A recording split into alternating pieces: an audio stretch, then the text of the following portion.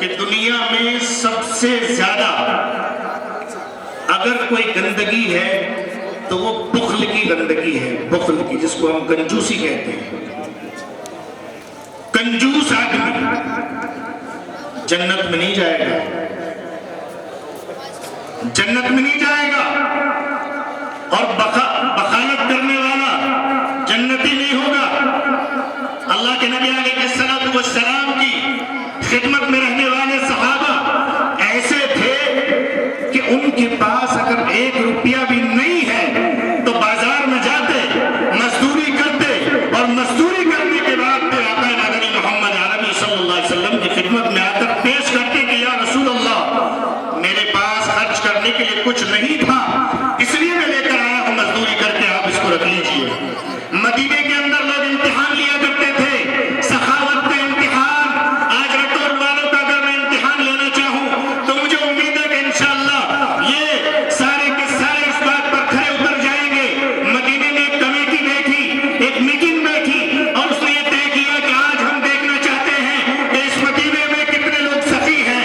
میرے عزیزوں، میٹنگ میں سے ایک آدمی اٹھ کر مدینے کی مارکیٹ میں نکل کر 3 آدمیوں کا انتخاب کرتے ہیں کہ یہاں پر سب سے زیادہ سخی تو بہت سارے ہیں، لیکن بڑا سخی کون ہے؟ ان میں عبداللہ بن جعفر کا نام آتا ہے، حضرت قیس کا نام آتا ہے، اور ایک نابینا صحابی کا نام آتا ہے۔ ان تینوں صحابہ کرام کے تعلق سے لوگ کہتے ہیں یہ سب سے بڑا سخی ہے، دوسرا کہتا ہے یہ سب سے بڑا سخی ہے، تیسرا کہتا ہے یہ اس سے بڑا سخی ہے۔ لیکن لوگوں نے کہا ہم ایسے نہیں مانتے، ان کا امتحان لو۔ امتحان کیسے لیا جائے گا؟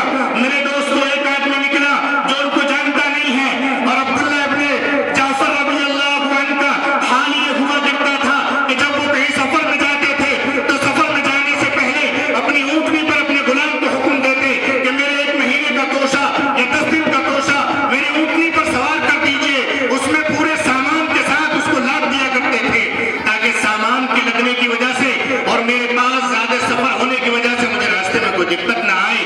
کوئی مجھ سے اگر سوال کر لے تو میں اس کے سوال کو پورا کر سکوں۔ یہ حال ہوا کرتا تھا عبداللہ بن جعفر رضی اللہ عنہ کے سفر کرنے پر۔ یہ فرماتے جیسے میں ان کے گھر پہنچا، عبداللہ بن جعفر رضی اللہ عنہ کے گھر پر پہنچا، حضرت عبداللہ بن جعفر سفر کے لیے روانہ ہونا چاہتے ہیں۔ بس حال یہ ہے کہ اونٹنی پر چڑھنے کے لیے تیار ہے، یہ شخص آ کر سلام کرتا ہے، السلام علیکم یا عبداللہ۔ عبداللہ کی طرف سے جواب آتا ہے وعلیکم السلام، کیا کہنا چاہتے ہو؟ انہوں نے کہا کہ سوال یہ ہے کہ مجھے ایک سواری کی ضرورت ہے۔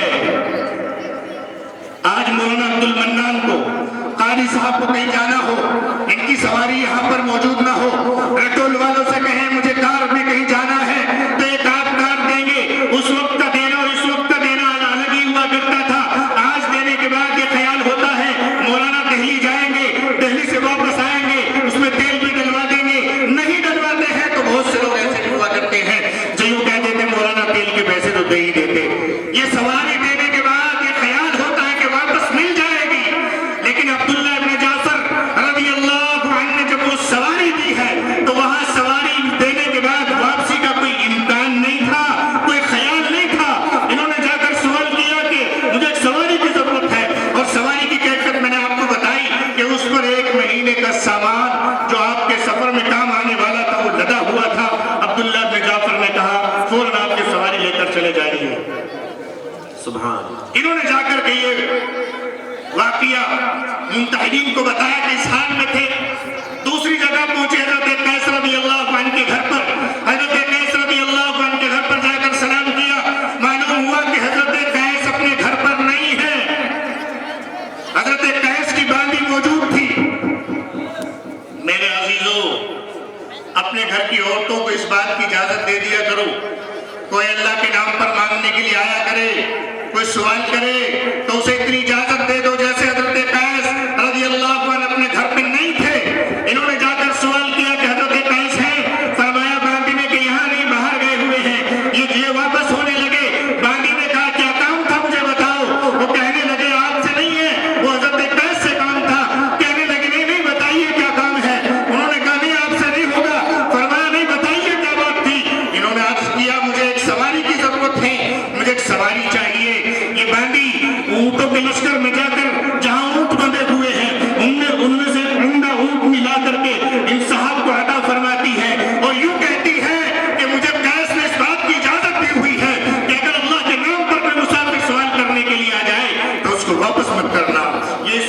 لے کر کے واپس ممتحنین کے پاس جاتے ہیں۔ تیسرے مدینے میں ایک سخی کا امتحان چل رہا ہے، تیسرے کے گھر پر پہنچتا ہے یہ شخص اور جا کر کے معلوم ہوتا ہے کہ یہ مسجد کی طرف جا رہے ہیں، نماز کا وقت ہو چکا ہے، نماز پڑھنے کے لیے مسجد کی طرف جا رہے ہیں۔ ان کی ملکیت میں اس وقت 2 غلام ہیں، ابھی اس کے بعد کوئی ملکیت میں چیز نہیں ہے۔ یہ جا کر دیکھا کہ دونوں غلاموں پر اس طرح سے سہارا لگا کر جا رہے تھے اور بیمار بھی تھے، نابینا بھی تھے۔ لکھا ہے کہ ان کو گٹھیا کی بیماری یعنی درد جو ہوتا ہے ہاتھوں پیروں میں، اس طرح کی ایک بیماری تھی جس سے یہ چل نہیں سکتے تھے خود۔ میرے دوستوں بزرگوں، ان صاحب نے جا کر کے ان سے عرض کیا کہ حضرت میں ایک مسافر ہوں، مجھے سواری کی ضرورت ہے، آپ مجھے سواری دے دیجئے۔ انہوں نے کہا ٹھیک ہے، میرے پاس ان 2 غلاموں کے علاوہ اور ملکیت میں میرے پاس کوئی چیز نہیں ہے، صرف میں ان 2 غلاموں کا مالک ہوں۔ یہ کہہ کر کے یوں کہا کہ یہ دونوں غلام تمہارے ہیں، اور ان دونوں پہ سے ہاتھ ہٹا لیے، اور جیسے ہاتھ ہٹائے چکے کھڑے ہو نہیں سکتے تھے، پیچھے کو گر گئے، پیچھے گرے۔ یہ صاحب جو سوال کرنے کے لیے آئے تھے، انہوں نے اٹھایا اور یوں کہا کہ مجھے کسی سواری کی ضرورت نہیں ہے، آج مدینے کے اندر رسول اللہ صلی اللہ علیہ وسلم کے تربیت یافتہ لوگوں کی سخاوت کا امتحان چل رہا ہے، اور اس میں دیکھا جا رہا ہے کہ کون زیادہ سخی ہے۔ میرے عزیز آپ بتائیے کہ ان میں سے کون زیادہ سخی ہے؟ ہم میں سے اگر کسی سے سوال کیا جائے، یہاں تو سخاوت اتنی زیادہ ہے کہ 2 غلام چلنے کے لیے جو اصلی ضرورت ہے، اپنی اصلی ضرورت کو بھی یوں کہا کہ یہ تمہارے ہو گئے۔ ان مسافر نے کہا مجھے چاہیے نہیں، آپ ہی رکھیے۔ انہوں نے کہا میں نے آپ کو دے دیے ہیں، آپ نہیں لینا چاہتے تو میں نے ان دونوں کو آزاد کر دیا ہے۔ ایسے سخی دنیا میں موجود تھے تو کوئی فقیر نہیں تھا، ایسے سخی دنیا میں موجود تھے تو پھر اتنی دیر اسٹیج پر بیٹھ کر اللہ کے رسول صلی اللہ علیہ وسلم کے نام پر چندہ کرنے کی ضرورت نہیں تھی۔ آپ کے گھروں میں جا کر دیکھیے، ٹائل پتھر لگے ہوئے ہیں، 2 سال نہیں ہوتے اس کلر کو بدلنے کے لیے جس میں پورے مکان کو بدل دیا جاتا ہے۔ آپ اس مدرسے کی 4 دیواری کو دیکھیے، سیمنٹ جھڑ رہا ہے، درسگاہوں میں آ کر دیکھیے کیا حال ہے۔ میرے عزیزوں، مجھے چندہ نہیں کرنا ہے، مجھے آپ سے یہ عہد کرانا ہے۔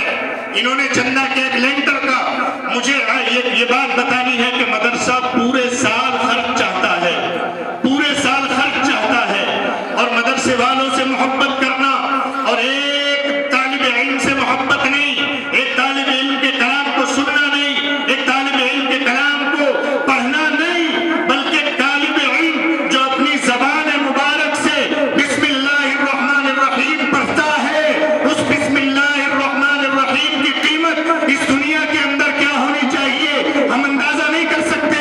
دنیا کے اندر ایک بڑی طاقت گزری ہے، قیصر کے نام سے۔ قیصر ایک بہت بڑا بادشاہ تھا،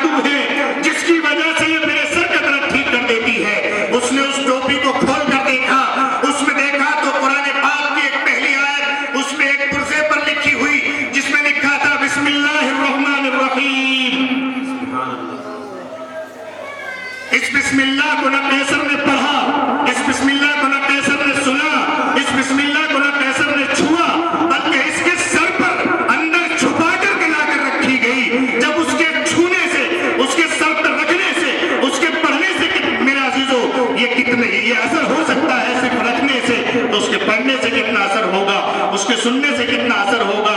قیصر فرماتا میں نے دیکھا اسلام میں ایک آیت اتنی پرتاثیر ہے تو پورا اسلام کتنا بڑا محافظ ہوگا کہ میری ایک آیت سے سر کے درد کی حفاظت ہو سکتی ہے، پورا اسلام کتنا بڑا محافظ ہوگا۔ اس نے خط لکھا میں اس اسلام کی حفاظت